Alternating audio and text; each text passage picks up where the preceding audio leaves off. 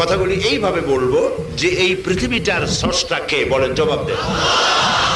আমি বলার আগে আপনাদের কাছ থেকে কিছু প্রশ্নের জবাব নিয়ে নিই। এই পৃথিবীর স্রষ্টা কে?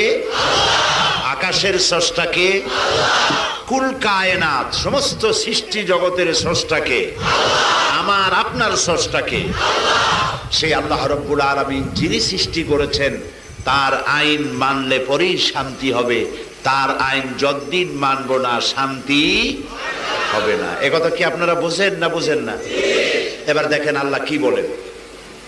লোকেরা সাধারণত আমাদের কাছে আসে যাতে কোরআনের কথা বলি।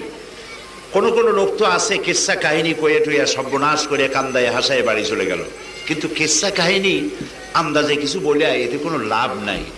আর সেই কিসসা কাহিনী তাও যদি কোরআন হাদিস নির্ভর হয় তাও একটা কথা থাকে, কিন্তু কোরআনের সাথে হাদিসের সাথে নবীর জীবনীর সাথে কোনো সম্পর্ক নাই। ওয়াজ করে